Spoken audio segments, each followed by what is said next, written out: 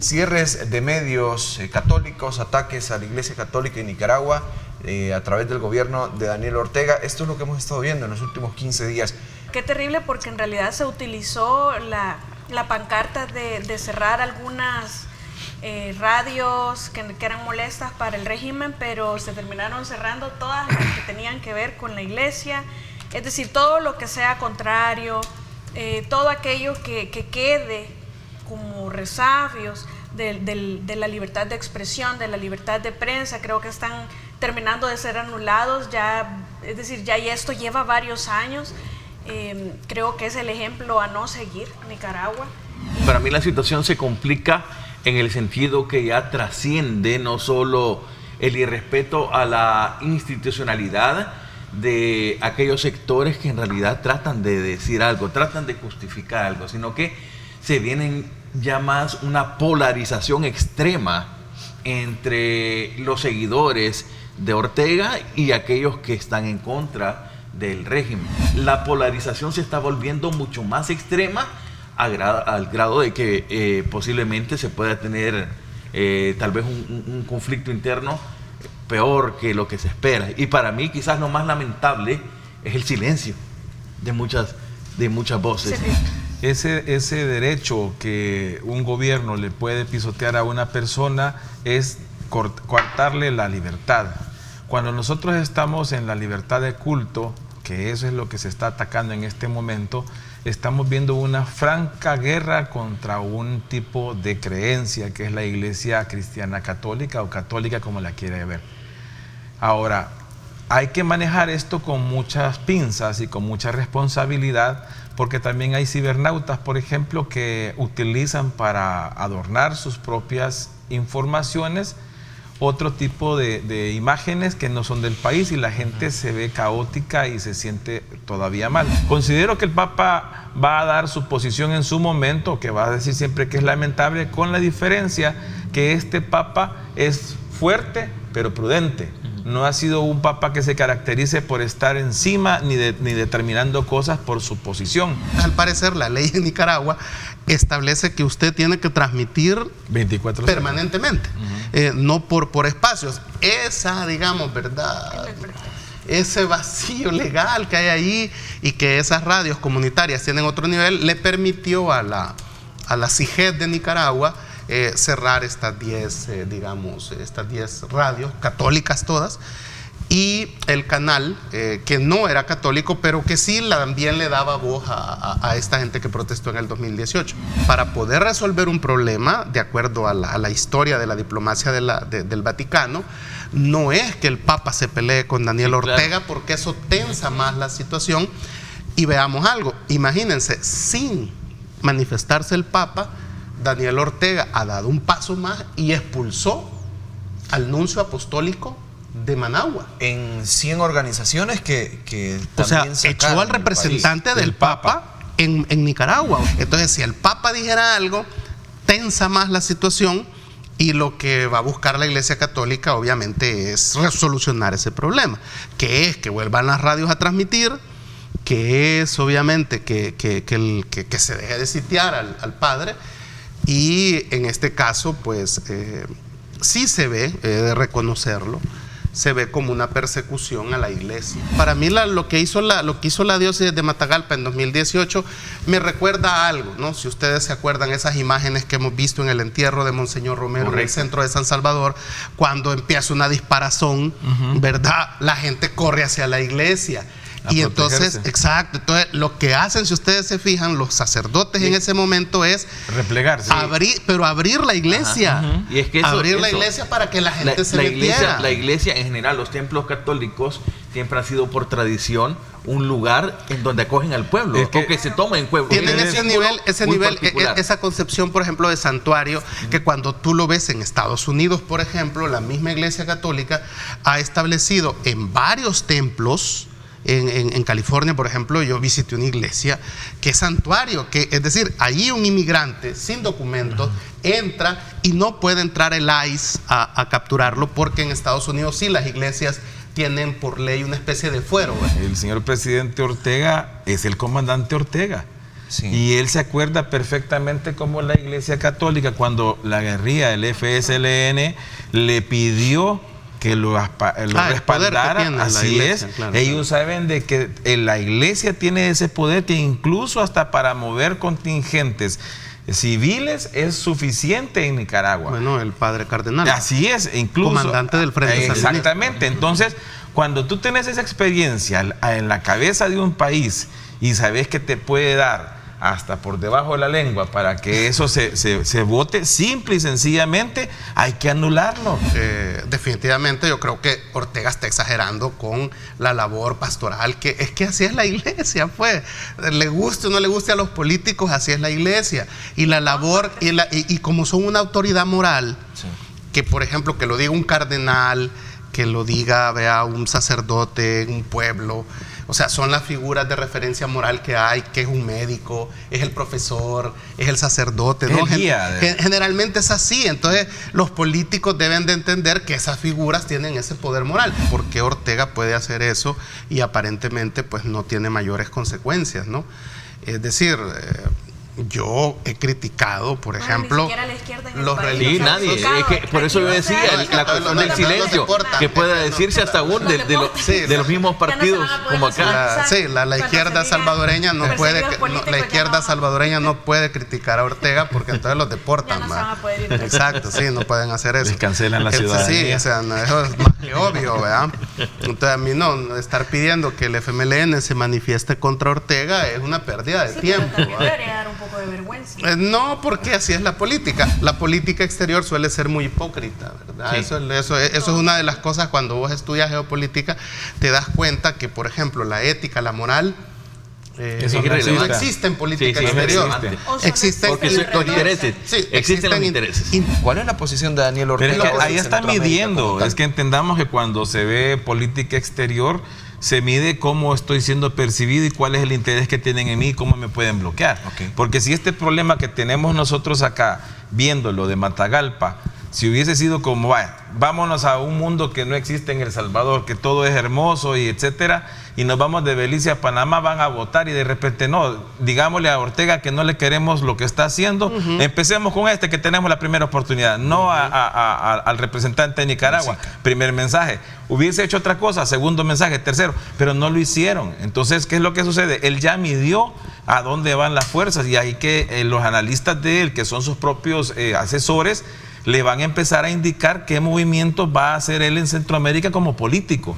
La intención, entiendo yo, por ya lo no que se pueden dijo, ir porque se irían presos todos. por lo lo que ven. dijo, por lo que dijo ¿A dónde se van a asilar? por lo que dijo la folclórica vicepresidenta de Nicaragua, entiendo yo que es meterlos presos al obispo Álvarez. No, o sea, sí. es que él no sale Porque si sale ya está rodeado porque lo quieren detienen. detener y lo Ahorita quieren está acusar retenido. de lo que está diciendo Luis ahí, que lo están acusando de armar grupos, o sea, es decir, te lo quieren meter preso, o sea, esa es la intención. Entonces el Vaticano va a tener que negociar que retiren esa intención de meterlo preso. Y de seguro van a tener que moverlo de la diócesis de Matagalpa. O sea, Lo que sí, porque sí. así es eso. Hay que tener esa visión de que tenemos dos realidades, la que se percibe internamente, la que se vive internamente en cada país, en este caso en Nicaragua, Sí. y la que se percibe externamente, que al parecer no es parecida a la que se tiene. De respeto en las comunidades, que la gente lo tiene que proteger, porque de repente es fácil matarlos. Y es precisamente, y aquí tiene que hacer también un mea culpa las iglesias. Se les ha ido perdiendo el respeto porque hay muchos sacerdotes que viven en opulencia. Sí. ¿Verdad? Se han alejado, Es lo se han mismo alejado también, de eso. Porque vivan, sino que hay porque es lo no se mismo hacen también los que se valora. reconocimientos y las críticas desde arriba. Hay Es lo mismo que se sacerdotes valora en Nicaragua. que aceptan dinero del narco. Sí. Pero hasta ¿verdad? cuándo se levantó el secreto papal. Claro. Yo estoy de acuerdo que las iglesias deben de, digamos, evangelizar. Muy bien. Pero caen en el error, ojo, Así es. de hacer proselitismo. Y las iglesias no deben de hacer proselitismo. O de ser deben correo de evangelizar. quien ellos quieran, ¿verdad? Porque acordémonos que también venderse a México, políticos. así es, Sí. acordémonos que también México tiene restricciones para la indumentaria de los sacerdotes, para andar fuera de sus iglesias. Ellos están restringidos y tienen que verse normalmente casi como un ciudadano común. Entonces, eso viene porque siempre las revoluciones, todo el que ha sido contrario a los gobiernos se ha acuerpado con las iglesias para poder hacer cosas. Y no es, todo lo que hace América no está exento de ese pecado. Sí. ¿Cómo analizan este tema que se divida en dos? Porque caían elecciones generales. Correcto. Para mí me parece que es una decisión pertinente, aunque aparentemente conlleve a más gasto, porque solo el organizar una elección sí requiere mucha inversión. Si esto se prevé que va a haber una segunda vuelta, lo cual creo que no, y también lo cual creo que es inocente estar viéndolo de esa manera, o sea, solo económicamente, de parte de los que están analizando esto y proponiéndolo en el tribunal, se está jugando mal y no están viendo el trasfondo. Dividirla es estar viendo cuál es la fuerza política que va a tener el impacto para poder regenerar la asamblea, que entiendo que es la otra votación, ¿verdad? La de 3 de marzo. Y con esa fuerza se va a ir a medir la potencia que va a tener, la fuerza que va a tener cada uno de los partidos en ese momento dentro de la configuración de la asamblea.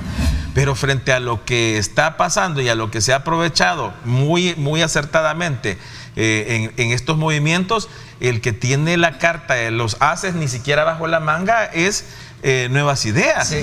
¿Cómo va a ser el mecanismo de control? Todavía no está establecido. Hay bastantes quejas de los magistrados del Tribunal Supremo en relación a la logística y a todo el tema de controles del voto electrónico que va a haber en el exterior, y cómo se va a dar fe, cómo se va a dar certeza de que del voto y la autenticidad de la persona, el resultado, etcétera, que son temas, me imagino, necesarios para elaborar un presupuesto. Todos los partidos, cuando no están en el poder, empiezan a hablar de fraude electoral por parte del Tribunal Supremo, pero es que este Tribunal Supremo, curiosamente, fue electo por ellos. Si no están rindiendo o no tienen el talante y la fortaleza, digamos, esa valentía y coraje de ejercer su función con vocación y como lo mandata la Constitución, es precisamente porque no los eligieron conforme los requisitos constitucionales. Y ese es un vicio que se continúa replicando. Definitivamente hay una decisión política del Tribunal Supremo Electoral de, por ejemplo, poner la elección presidencial y la de los diputados de la Asamblea Legislativa juntas, y primero, porque esto permite a quien quede de presidente saber cómo está la correlación en la Asamblea Legislativa, que es evidentemente la que le va a dar gobernabilidad o no. Y en caso de una segunda ronda electoral, le permite a los dos candidatos que queden para digamos, el balotaje, determinar con quién pueden hacer alianzas. El país es muy presidenciable. Es decir, ahí es donde le apuesta un poco más. Entonces, el sentido de llevar primero la elección presidencial tiene un enorme impacto dentro de ello. Aunque ahí particularmente pueda tener una incidencia menor. Sí, a la que la gente le interesa, hay más participación. Es correcto, es correcto. Aunque de ahí internamente pueda tener un menor impacto la de consejos municipales. Entonces, la estrategia de la oposición, como no va a tener un candidato tan fuerte, las alcaldías. No, tendrá que apostarle a los diputados. ¿Verdad? Para que la oposición pueda tener un número, ahorita tiene 20, ¿verdad? Digamos, o logró 20 en esta última elección. Logró 20, ¿verdad? Porque ya no tiene 20. Entonces, lo que tendrá que hacer la oposición es apostarle a que la gente vote por diputados o candidatos a diputados de confianza, que voten por el diputado. Pero ¿cómo vas porque a encontrar no va a poder la candidata así, presidencial si todos traen? Arrastrarse. Es que mira, el problema, vaya, ese punto, ¿quiénes van a ser los candidatos a alcalde, por ejemplo? ¿Por qué todos callan? ¿Por qué todos callan? Candidatos de lo que sea. Y es que todos tienen un lastre. Nuestro proceso electoral ha mejorado enormemente, pero creo que sigue siendo muy complejo en muchos aspectos. Y creo que es un gran reto también modernizar el mismo proceso de elección para que se dé. En este caso, por ejemplo, se valoró la representación de cada diputado, pero sigue siendo muy complejo. Evaluados. Dentro de este proceso de las elecciones, sobre todo con el voto exterior, si bien se dice que el tribunal puede empezar a hacer consultas, puede empezar a valorar otras cosas, pero lo importante es que estén claras las reglas del juego. Y eso es lo que se necesita. ¿Cómo ven este panorama de los movimientos que se están haciendo en torno a las leyes? Bueno, primero que nada, si se refieren a reformas en materia procesal, no son retroactivas, o por lo menos así lo establece no solo la Constitución, sino que a nivel internacional se entiende de que la ley procesal no es retroactiva, es decir, no se va a aplicar hacia atrás, porque la única retroactividad que existe, reconocida incluso en nuestra Constitución, es en la ley penal cuando ésta favorece al delincuente, es decir, o al presunto delincuente, es decir, en temas de humanidad, bueno, al delincuente porque ya está condenado.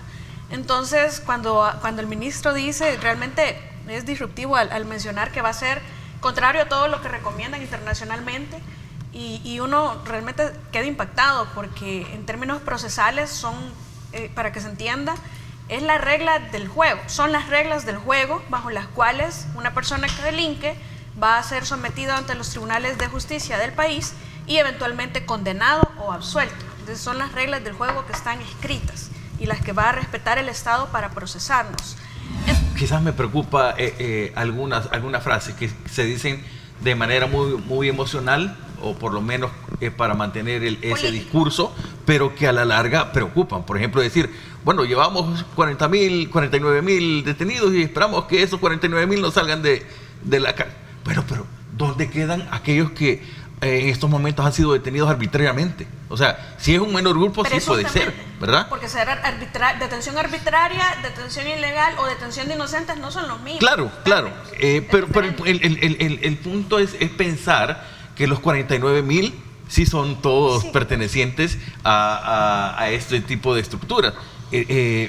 No todos son así. Las reformas deben de sostenerse en el tiempo. Pero para que se sostengan en el tiempo hay que fortalecer la investigación. Exactamente. Es que ahí no es donde viene podemos el tener énfasis. más una fiscalía que se atenga a la norma procesal, que se atenga a la colaboración conjunta con los jueces, con todo el sistema, sino que hay que hacer verdaderas investigaciones. No pueden quedarse en lo que aparentemente hay en esta etapa inicial, en donde todavía se permiten algunas detenciones de personas a las cuales aún no se le ha individualizado su participación dentro de la organización criminal. Tienen que fortalecer las investigaciones para que soporten cualquier revisión en el futuro. Estamos de acuerdo pueden ser que revisados. sí es una situación extraordinaria la que El Salvador vive. Y que es necesario todo tipo de... Yo creo que es necesario que hagamos pero tiene que pensarse muy bien cómo se va a hacer para no ser criticado, porque solo con eso del orden público, ¿se acuerdan ustedes que estuvimos en el ojo del huracán internacionalmente mucho tiempo? Tienen la capacidad, nada más hay que saber hacer las cosas con buena redacción, armonizadas, para que no se vaya a caer.